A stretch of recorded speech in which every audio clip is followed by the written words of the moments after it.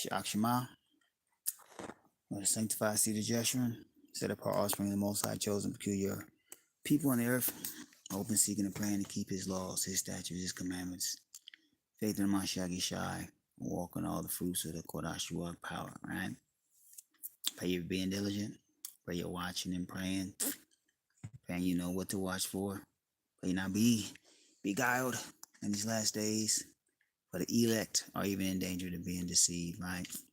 Stay prayed up, keep the Most High first, keep His praises in your mouth, right? Um, Real quick off the top, right? I know I spoke to y'all last night, and I'm coming again. It's like y'all coming at you this late. It's a couple things going on today. And I just got to do this video to y'all right quick. All right. Most I said what he said yesterday, right? Said 2 days. I believe everything he said, right? But he said it. He gave another confirmation again, revelation again this morning. He said one more day. That's what he said. One more day.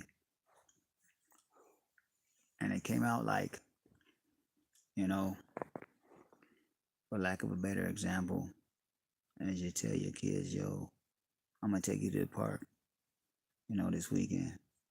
And they say when, you say in 2 days. And then the next day they ask, we still going? You say one more day. That's the way it's come, like one more day. Right?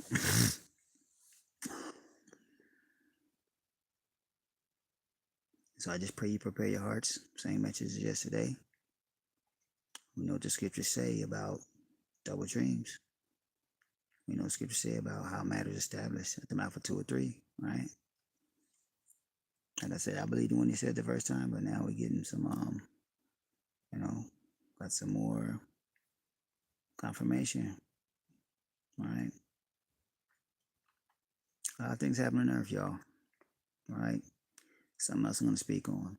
You got the Port of Long Beach, right? Over 50 something containers from China, and it fell in the water. Something that kind of hits home. That's drove by that port so many times growing up as a kid, right? Part of my youth living in San Pedro, used to drive by that port all the time.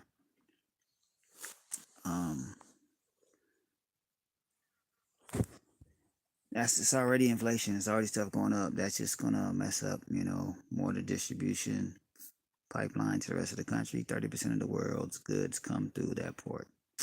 30% of the country's goods come through that port. And now all offloading duties have been suspended. All the operations for offloading freight is suspended right now. So nobody's getting nothing. Right? So it should bring to mind all the things that happened back in the last, 4 years of food processing plants blowing up, catching on fire, chickens, camps, and farmers catching on fire, cows catching on fire, all kind of infrastructure just blowing up. This shit just, you can put this in that same category, right? All this is engineered for this, time where it can induce famine, pestilence, this HIV stuff going on all over these big cities, that they're blaming it on promiscuity, which, people are out here doing what they want to do, fornicating, but it was in the medicine. You know what I'm saying? That's why everyone's testing positive, right? But that's going on. They got the doc situation. You got all these nations over here. I spoke on it briefly last video, but you got Egypt. They done struck on Israel. You got the Yemenis already striking them. You got Saudi Arabia. They start striking on them. They shooting at the moment. And you got Qatar now. Within the last, I guess, 5 hours, they done get some retaliatory strikes. And they're calling on all the nations, all the Arab nations. So it's about to get real volatile out in this region, right? Then, no surprise, of course, we know it's about to go down. You got leaders from UAE, from this country, Jordan, up in Qatar right now, talking about how they about to go about this, right? They're very meticulous in this region. take their time. They make calculated decisions. They don't make, impulsive decisions and just, And so gas prices, as you know, they're probably already going up. And things are turning up, right? I'm gonna speak on a couple things because I got some more information about something today. Number one, I mentioned just in a short time I did the last video that they're talking about the abomination of desolation, right? Let's read that right quick.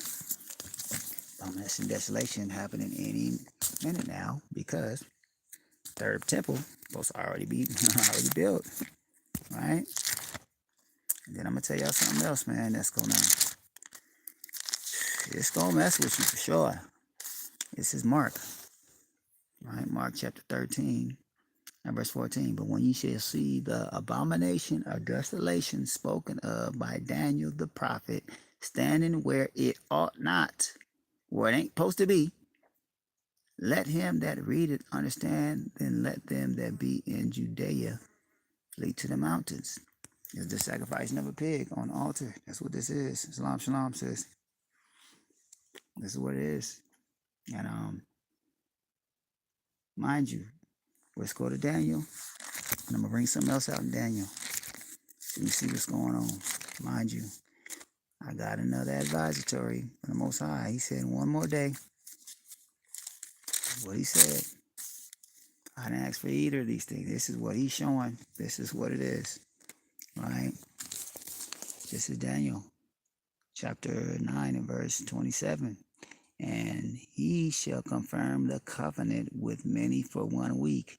You don't know 1 week, that's 7 years. If you know about what Jacob did to serve to get his second wife Leah, he said, fulfill her week.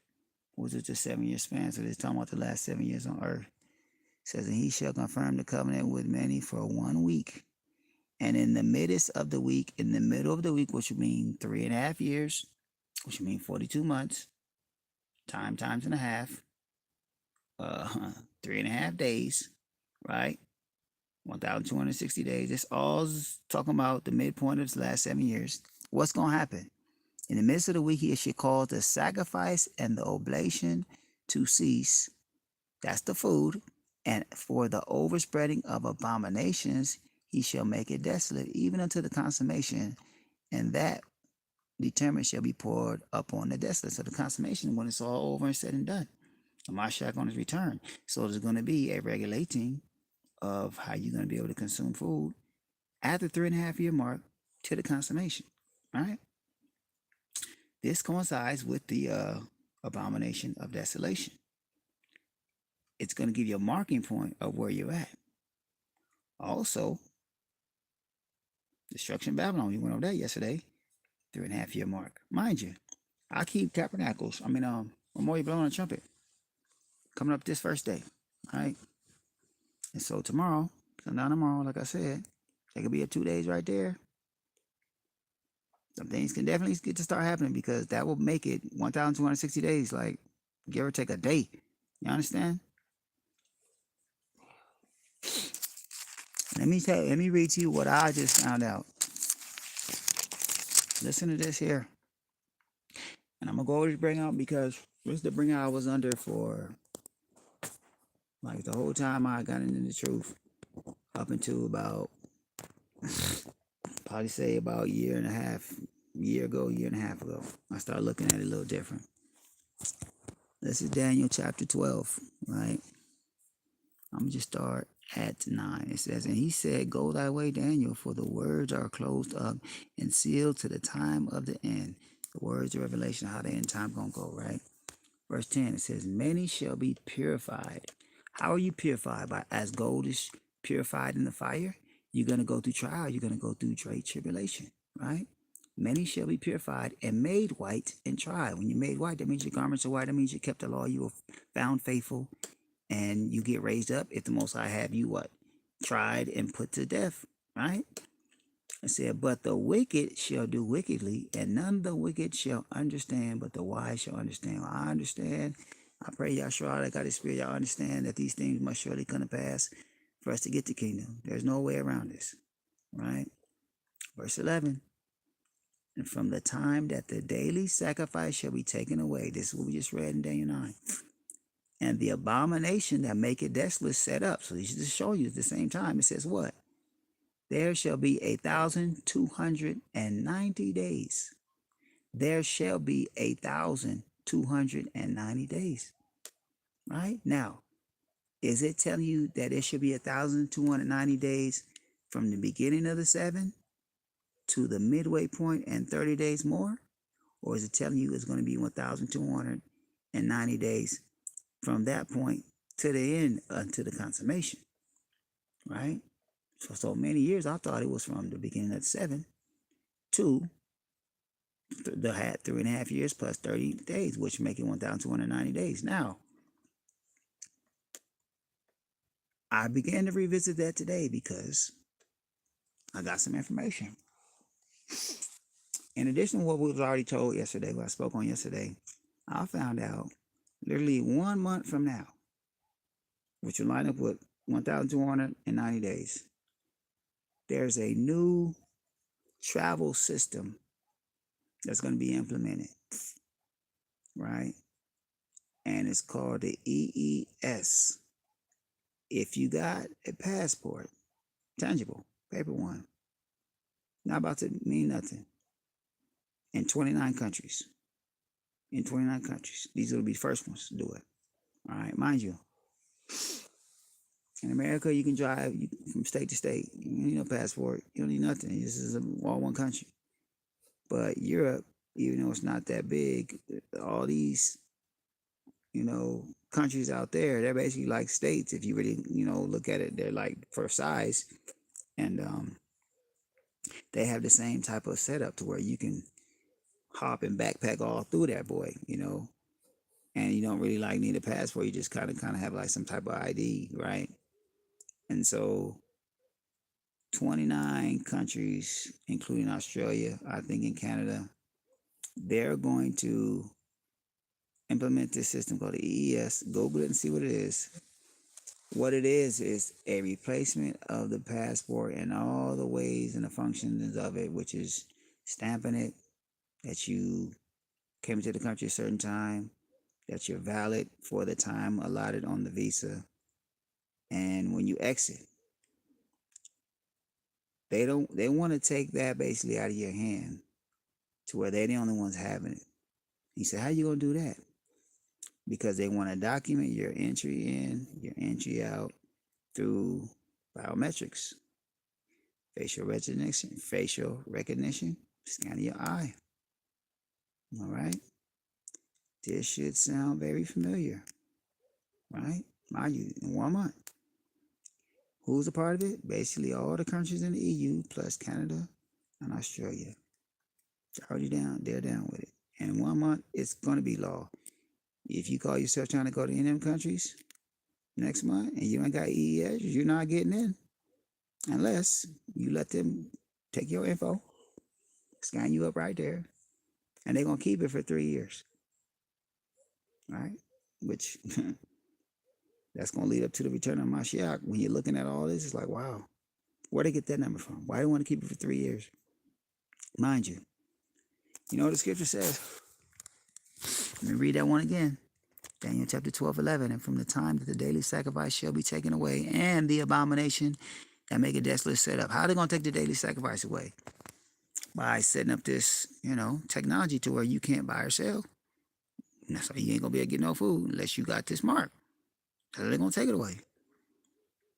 An abomination that make it desolate set up. When you see the abomination and desolation set up in a standing where it ought not to be in the courthouse place on Mount Zion, what did it say? That should be 1,290 days. Verse 12. Now here's even more progression. Blessed is he that watcheth and cometh to the 1,305 and 30 days. This is 75 days after the 3.5 year mark. All right? Just breaking it down for you. This is how I looked at it from the beginning, right? And so what I had concluded was I counted back. Because it says what? Blessed is he that waiteth and cometh to the 1,305 and 30 days. I'm thinking, you know what? Maybe this is backwards. Maybe this is counting backwards from the 3.5 year mark. Maybe it's not 75 days after, but 75 days before. And when I counted 75 days before, it lands on the Kodash Day, Feast of the Weeks, right? Pentecost. Some y'all be like, how in the world you know when Pentecost is? I did a video on it. That was when Isaac was born.